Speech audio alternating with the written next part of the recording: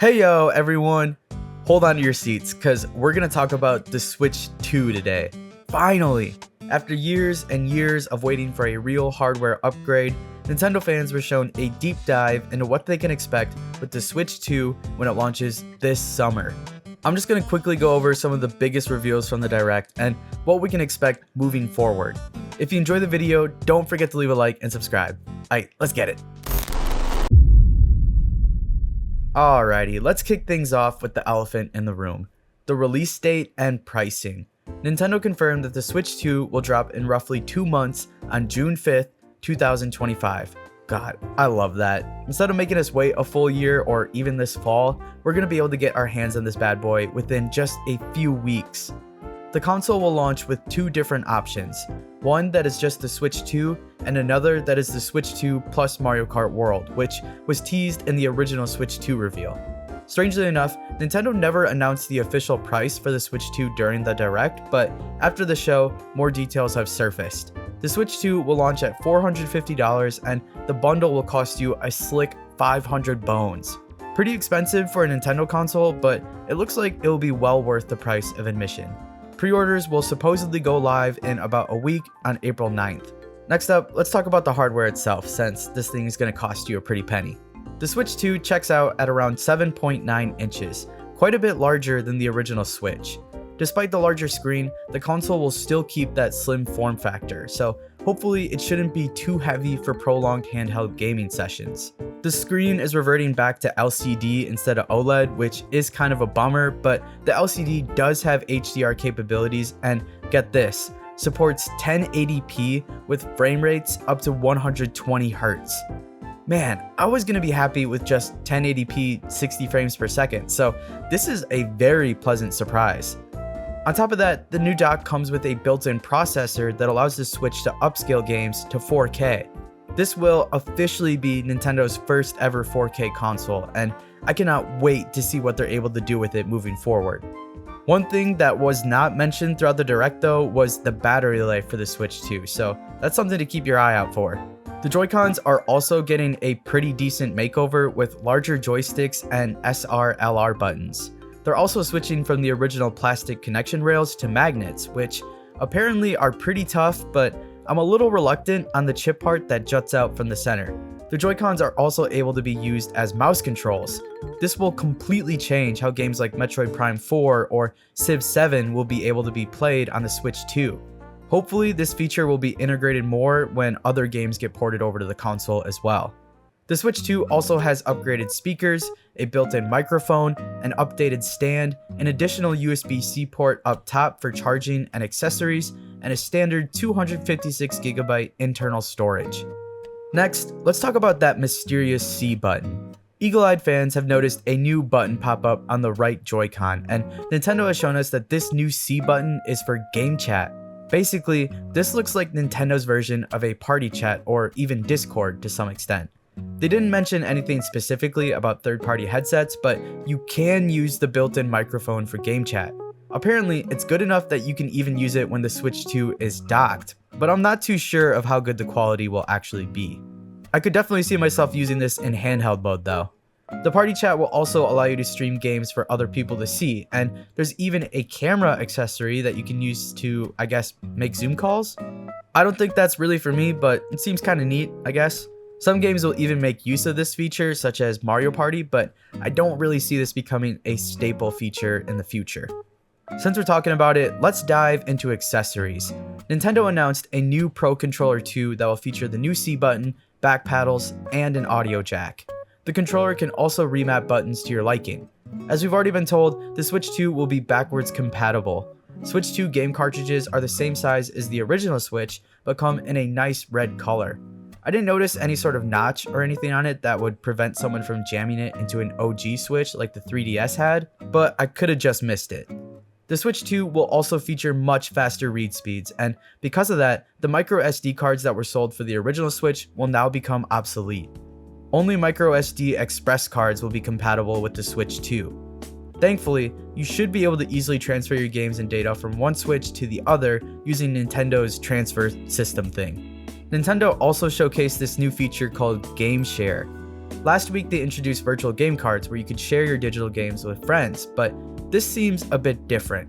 According to the Direct, you can share certain games with up to 3 friends locally and all play together. It sounds like this will also work with online play. Honestly, this kind of sounds like the Friends Pass that EA does.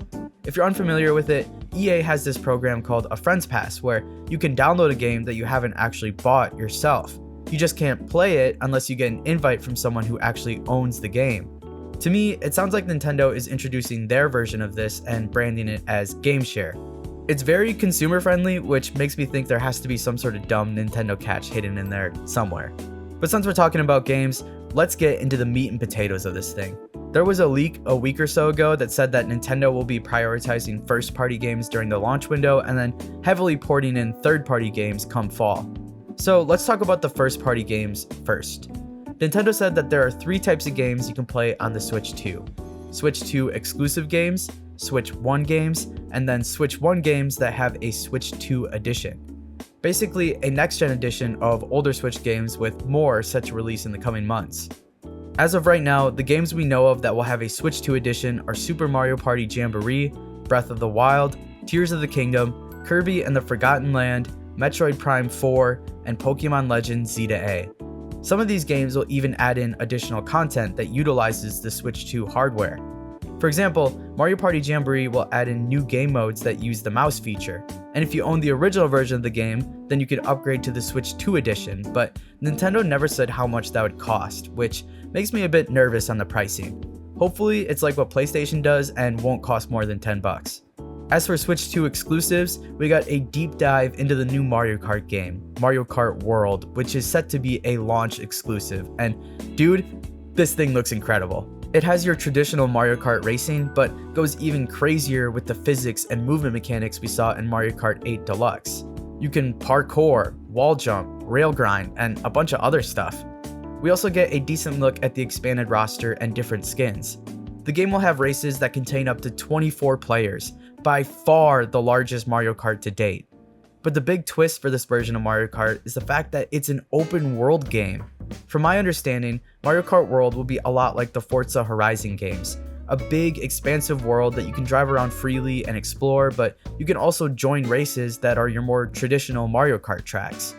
Depending on the weather or time of day, these courses will act differently when you race on them. There's even like this Battle Royale game mode where if you don't finish in the top percentile, then you get kicked off the race. It looks pretty awesome, and we're slated to get a more detailed look at the game with a follow-up direct set for April 17th. Nintendo also has what looks like their own version of Astro's Playroom called Nintendo Switch 2 Welcome Tour. Essentially, this is a mini game that highlights all of the Switch 2's new hardware and features. I am disappointed that this isn't a pack-in game though, like the original Astro's Playroom was. Instead, it's a paid digital-only title. Looks fun, but I don't know if I want to pay for something that looks like it should be included with the console at launch. We also got a look at a new game called Dragon Drive. It looks kind of like Rocket League, but you're playing in wheelchairs and shooting hoops. The game really focuses on using the new Joy-Con tech, such as sliding the controllers to move faster. I don't know, it seems kind of gimmicky to me, but still looks fun. It feels like the Switch 2's version of ARMS. Nintendo also revealed the highly coveted GameCube NSO app. It will launch day 1 on the Switch 2 and feature some classic GameCube games. Surprisingly, Wind Waker is one of the titles on the service. I thought for sure that they would just port over the HD remake they did for the Wii U, but I guess Nintendo heard fans begging for the game and is making us subscribe to their NSO service instead.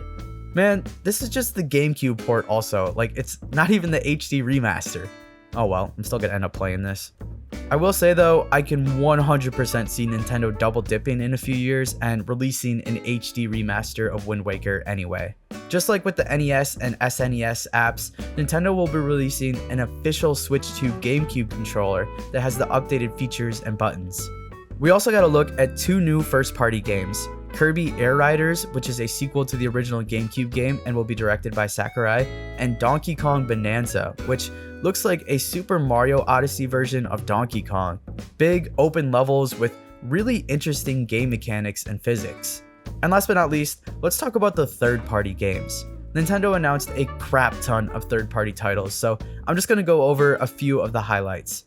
Elden Ring Tarnished Edition, Hades 2, Street Fighter 6, Split Fiction, EA Sports, Hogwarts Legacy Switch 2 Edition, Tony Hawk 3 and 4 Remake, Hitman World of Assassination, the new IO James Bond game, Yakuza 0, a new Hyrule Warriors set before Tears of the Kingdom, Deltarune Chapters 1 through 4, Borderlands 4, Civ 7, WWE 2K and NBA 2K, Cyberpunk 2077, Final Fantasy VII Remake, Silksong, Star Wars Outlaws, and From Software's new game, The Duskbloods, which is a Switch 2 exclusive. It's a brand new multiplayer RPG that reminds me a lot of Bloodborne. Looks pretty dope. With this Direct, I think Nintendo did a fantastic job of highlighting what the Switch 2 is and what we can expect from it in the future. Bigger, more impressive games with a ton of third-party support. I am very excited to see how the console is received when it launches on June 5th, 2025. Until then, I want to hear from you guys. Did you watch the Switch 2 Direct? What'd you think? Any big surprises for you? What was your favorite part? I'd love to hear all of your thoughts down below in the comments. If you enjoyed the video, don't forget to leave a like and subscribe. It of course means a lot. I appreciate you guys as always, and I'll catch you in the next one.